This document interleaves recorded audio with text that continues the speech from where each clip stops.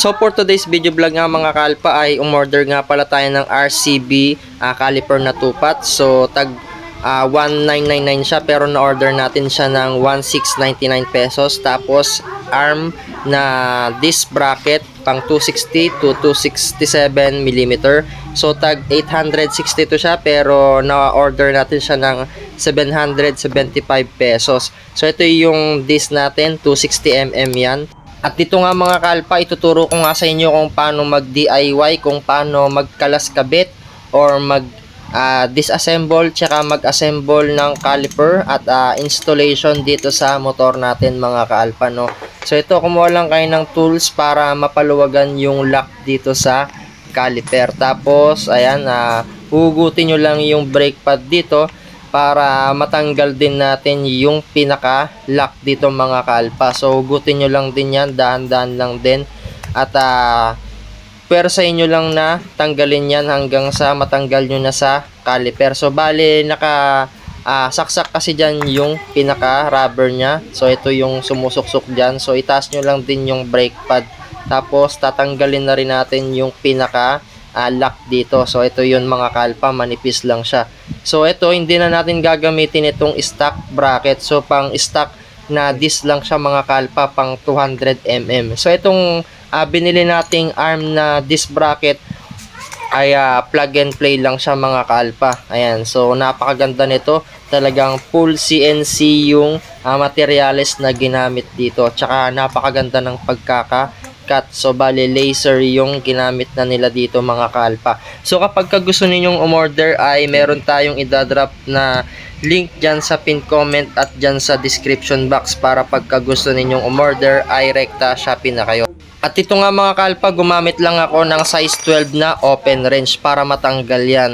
Para may kakabit natin siya dito sa may arm na disc bracket natin. So bali ganito siya mga kalpa. So ilalagay nyo rin yung washer dyan. So kailangan yung ilagay yan.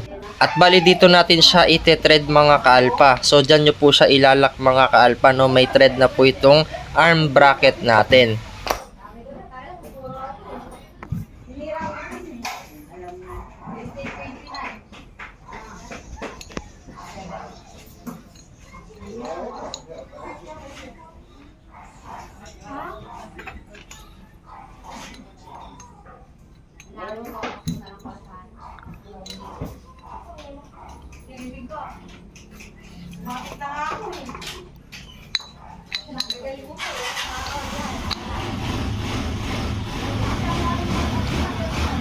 So dito nga mga kalpa, suggest ko lang sa inyo, bili na lang din kayo ng thread lock para hindi po kumakalas yan. Kasi kapag pababa kayo, so yung vibration kasi niyan, may tendency lumuwag yung mga bolts natin dito. So suggestion ko sa inyo, bili na lang po kayo ng thread lock para mas safety yung pagkakakabit natin ng mga bolts and thread natin dito mga kalpa. So yan, hinigpitan ko na lang yan, tsaka na lang tayo bibili ng thread lock. Tapos dito mga kalpa, isasalpak na rin natin yung pinaka lock dun sa brake pad natin. So isaksak nyo lang din yan. Kung paano nyo siya tinanggal, ganun lang din yung pagkakakabit ninyo. So isasalpak na rin natin itong arm na bracket natin.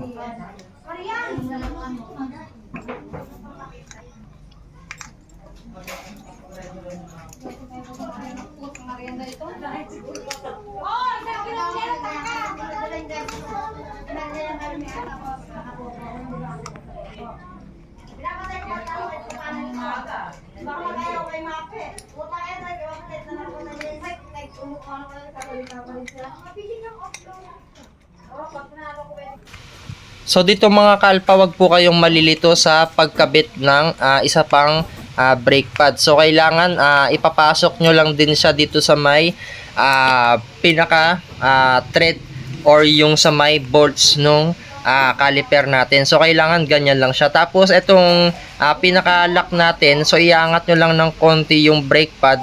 So dapat nakapaloob po yung pinaka parang washer niya. So wag nyo pong ilalak sa mismong brake pad natin yan. Kailangan po tumataas baba po yung brake pad natin. So ito po yung tamang pagkakalagay ng brake pad natin at saka yung lock. So pagka nalagay nyo na yan, dito na natin higpitan yung nilagay nating lock kanina. So dapat maigpit na maigpit din yan mga kalpa. So i-double check lang din natin.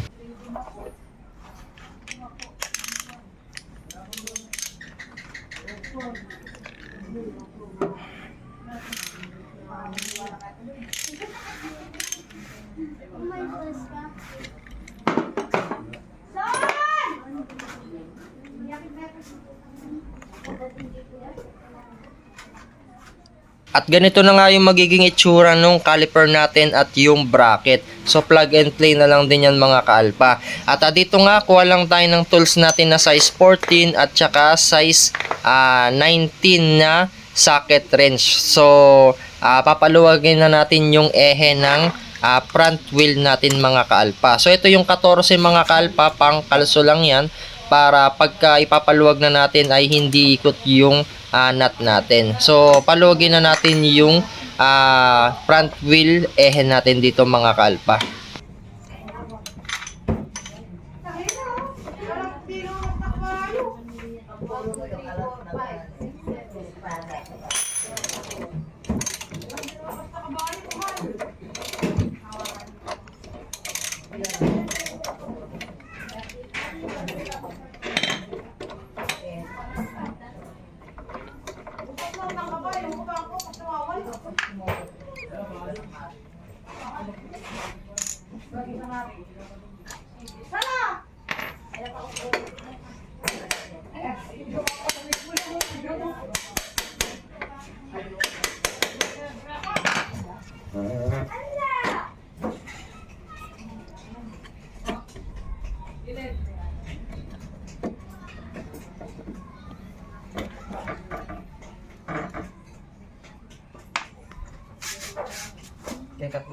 At ito nga mga kalpa, gagamit pala tayo ng star na allen. So T40 po yung size nito mga kalpa.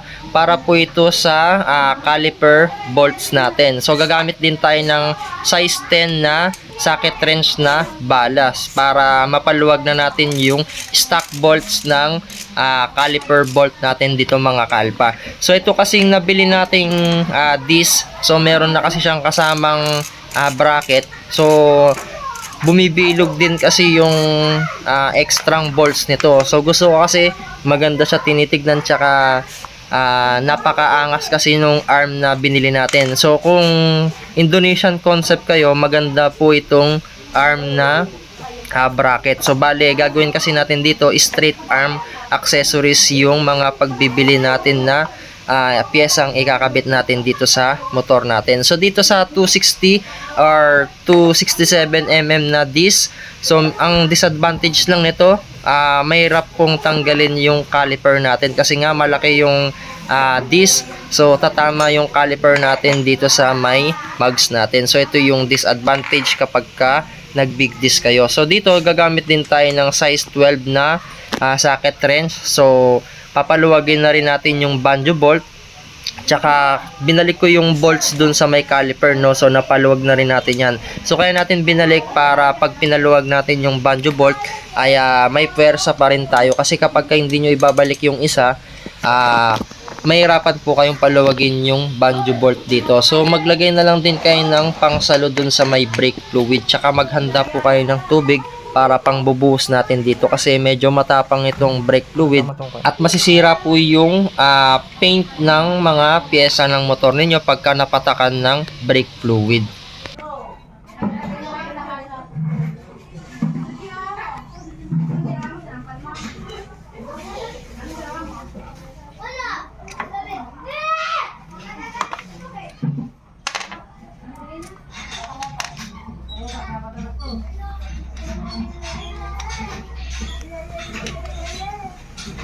Syempre, bumili na rin tayo ng CNC bolts na banjo bolt. So, iabang na rin natin ito, ilalagay na rin natin agad siya sa caliper para hindi na tayo ganong mahirapan mag-bleed. So, hindi na rin pala ako nagpalit ng hose, tsaka na lang ako magpapalit ng hose pag may nahanap na tayong pinakamagandang hose na babagay dito sa setup natin. So, tsaka na lang tayo magpapalit ng brake hose dito mga kalpa. So, paigpitan nyo na yung banjo bolt nyo. So, gamit lang kayo ng size 12 na open wrench or close wrench. Tapos, buhusan nyo agad ng tubig mga kaalpa, no, para hindi masira yung paint natin.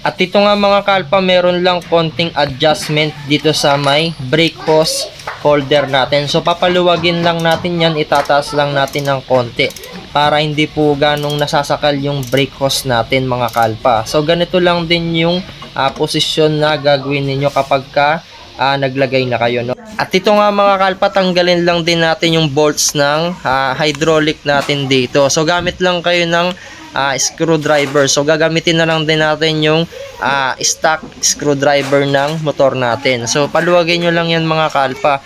Gagamit din pala tayo dito ng dot 4. Ayan. So yun po yung gagamitin ninyong brake fluid. Mamaya papakita ko kapag napaluwag na natin to.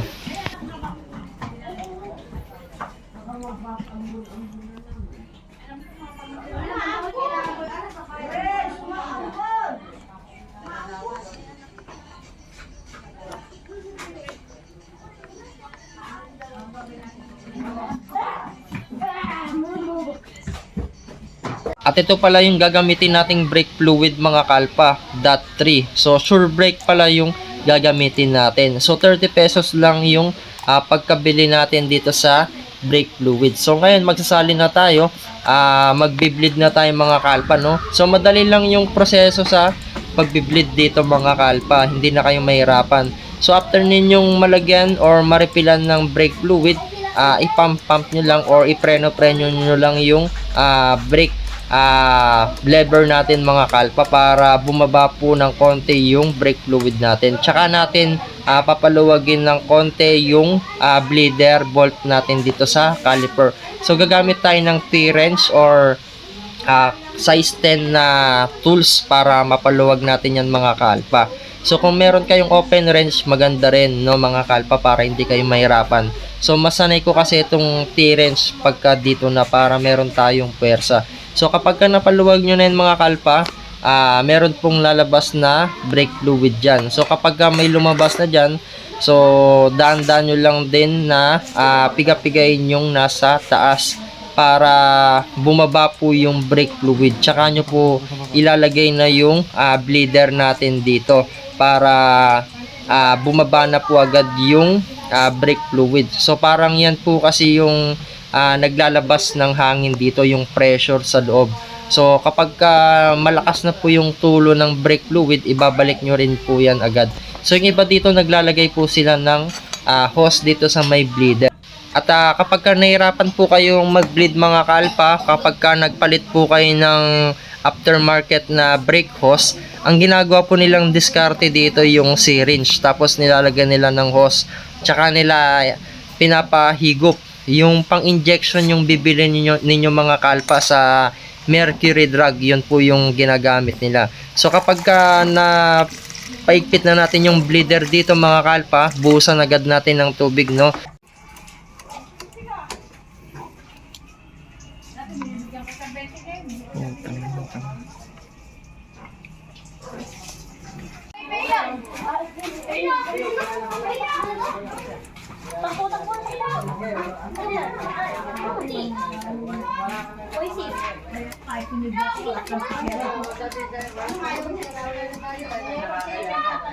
At dito nga mga kalpa, no, wala pang 5 minuto na bleed na agad natin. Kumakapit na agad yung preno natin dito sa may caliper natin mga kalpa. So dito mga kalpa, sa una maninibago kayo kapag nag-drive kayo, no. So medyo makapal pa kasi yung brake pad natin.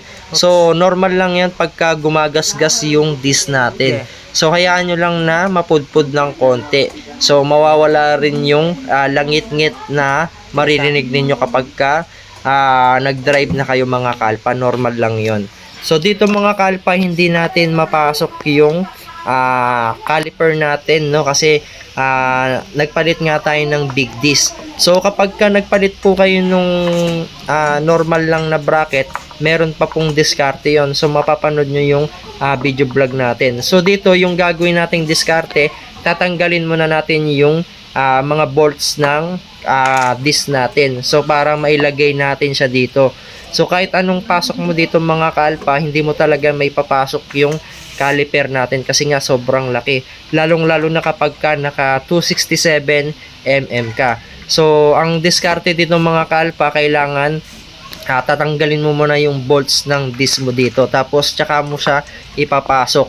So pag naipasok mo na yan, syempre unti-unti mo nang ilalagay yung caliper bolts natin tsaka yung sa may disc bolt natin para mamaya minsan ang higpitan na yung gagawin natin.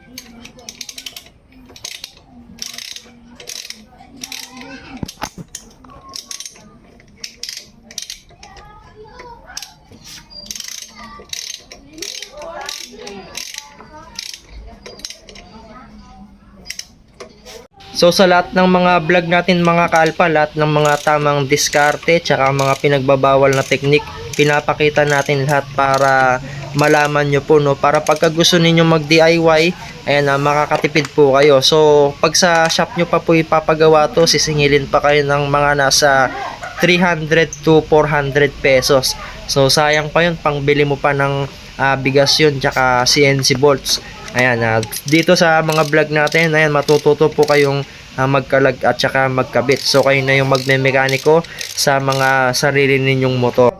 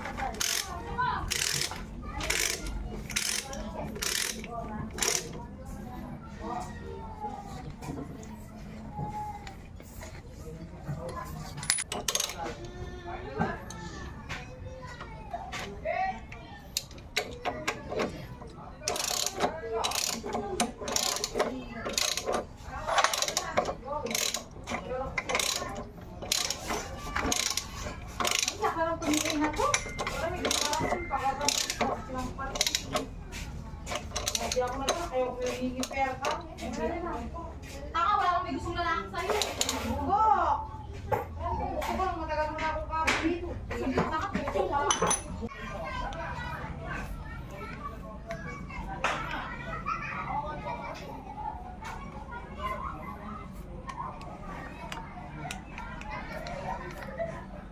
At after na nga natin ma-install yung caliper natin tsaka yung caliper bracket dito sa front brake natin mga kalpa, buhusan nyo lang po ng tubig yan, no, para make sure lang at saka sigurado tayo na walang matitirang patak ng brake fluid dyan. So baka magsisi kasi kayo kinabukasan mamaya wala na pong pintura yung mga fairings ninyo or mga iba pang pyesa ninyo mga kalpa, no. So bali ganito na po yung magiging itsura niya mga kalpa. Napakaganda tsaka simpleng-simple lang yung datingan, talagang pang Indo concept. Tsaka binagay natin siya dito sa mga pyesa natin. So puro RCB din yung mga binaglalagay nating pyesa dito sa motor natin. Tapos binagay rin natin siya kulay silver dito sa mags natin tsaka sa fairings. So kahit ano kasing kulay yung i-partner mo sa silver, bagay na bagay siya. So dito magpipreno tayo, tetest natin, no.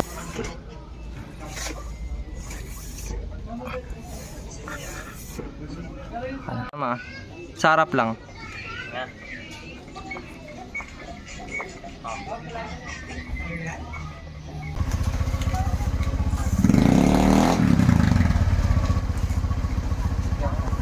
At dito nga mga kalpa, no, magte-test ride din tayo para masubukan natin yung performance ng RCB 2-pot caliper natin.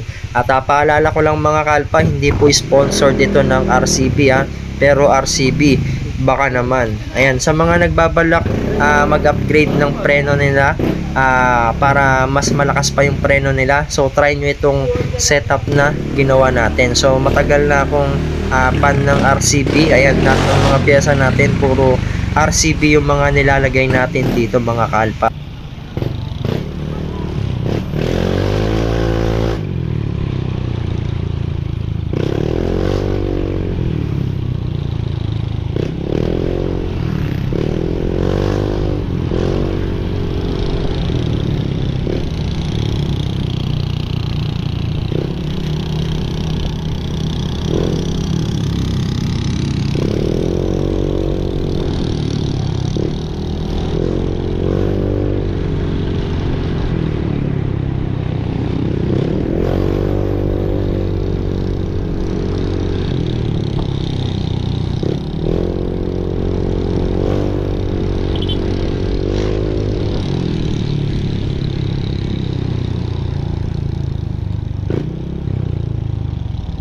At dito nga mga kalpa, no, yung harness review nga natin dito, napakaganda nga ng performance ng 260mm na disc, tapos naka 2-pot caliper ka pa na RCB. So talagang hindi ka mabibitin sa power ng preno natin dito, lalong lalo na kapag ka nag 4-pot caliper pa kayo. Napakaganda ng preno ninyo mga kalpa. At ulitin ko mga kalpa, no, kapag ka gusto ninyong bumili ng mga piyesang pinagbibili natin ngayon, ay idadrop ko yung link dyan sa pin comment at dyan sa description box, para pagka gusto ninyong umorder ay rekta Shopee na po kayo.